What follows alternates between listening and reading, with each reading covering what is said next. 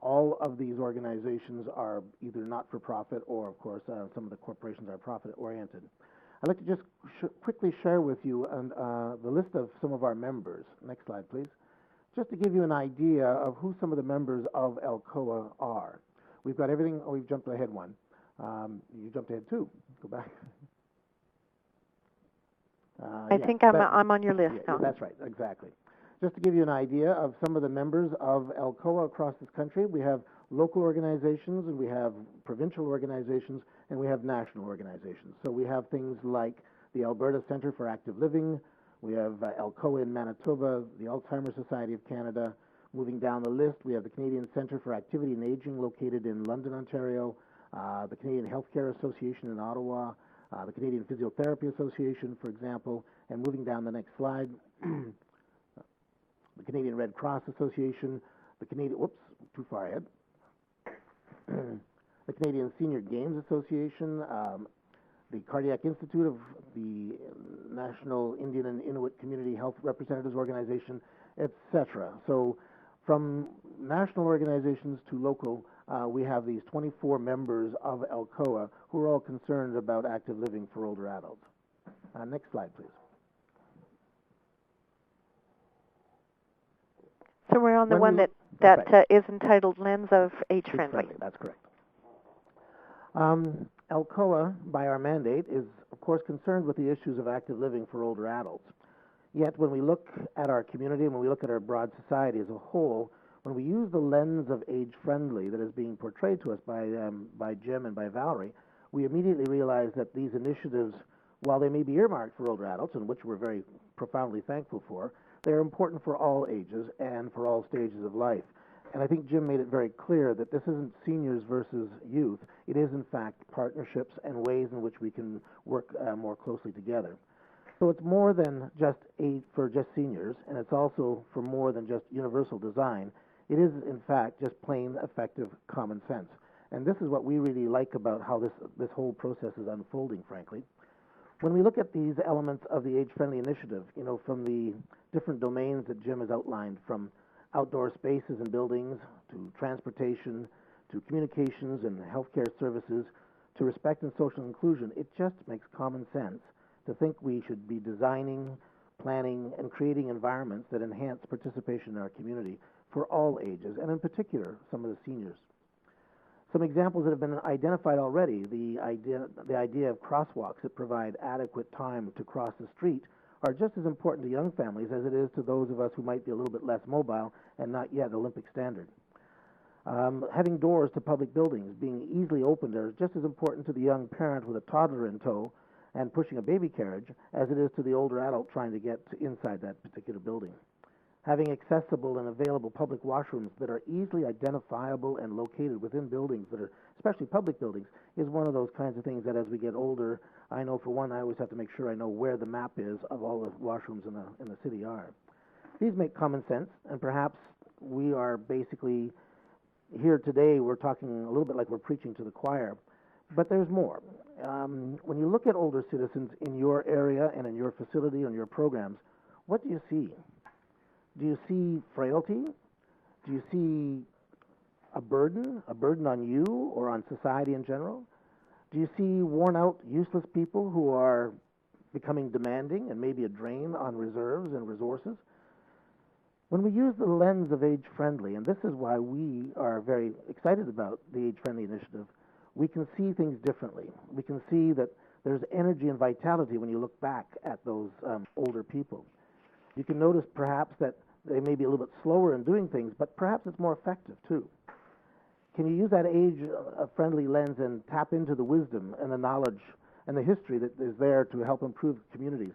And that's why I'm really excited to hear Val talk about making sure that seniors are involved in the processes. And that's exciting to an Alcoa kind of an organization. Someone once said that when it comes to staying young, a mind lift beats a facelift any day. And that's so true, I think. And so it's not really what we're looking at that matters, so much as it is what it is we really see in that piece. Next slide, please. It's been said that in community development, that if we want to move a community forward, We start by asking its individual members their own questions. There's some profoundness in that issue, is because people have questions about how it is that they can move forward. But as people enunciate those questions, if we ask them those questions back to the same people, it's amazing what kinds of resources we find within those individuals. One of Alcoa's founding principles, as it's enunciated in our Blueprint for Action, and by the way, I would direct people to our website, www.alcoa.ca, to download a copy of the Blueprint for Action. So one of our founding principles essentially is that the issues, the needs, and the interest of older adults in their community must be identified, and they must be accessible, affordable, and they must be designed to meet those particular needs. A second principle, of course, is that older adults themselves must be given the opportunity to participate in the decision-making processes that affect them. That includes right from the beginning in the planning stages as well as in the implementation stages. From my vantage point as chair of Alcoa, I've had the opportunity to actually listen and watch and participate in a few age-friendly initiatives here in Manitoba. And I must say I've been very impressed with the true sense of community development that I have seen and that continues to unfold in over 27 communities that are currently engaged in the process here in Manitoba. And I know that other provinces are doing variations on this theme, and very pleased to hear what's going on in Quebec and in British Columbia and Nova Scotia. When you look at those communities, and while there's some understanding that there are similar issues and similar problems throughout all of those communities, each one, uniquely and independently, have identified specific concerns in their community and have begun to do an inventory, if you will, of the assets available within their community. They've begun to do an inventory of the physical assets, the human capital, the expertise that's there, the available resources to resolve that specific concern, and they apply it. And it's amazing, you know, when you bring these people together, you can unleash the power of many very simply and very easily. And so, quite apart from just requesting and requiring new and added resources, we find that these people are identifying common resources, they're reallocating the existing resources, or they might be reprioritizing the use of the resources they now have. Next week in the Fireside Chat, you're going to hear from the mayor of the city of Gladstone, a small town in Manitoba, who's done amazing things. And I think a really good example of how age-friendly initiative works in a small town. These people use the power of the human and their other assets in the community, and when you unleash that power, a great deal is done. And we suggest that, we consider the snowflake out here in Manitoba. When you consider the uniqueness and the fragility of a single snowflake, consider now the power of million snowflakes working together. Next slide, please. Inclusiveness, of course, is one of the aspects and one of the hallmarks of both the Age-Friendly Initiative and of another principle of Alcoa. We want people to be included in the processes. People should have the opportunity to participate in the discussions and the decisions that are being made with them and for them.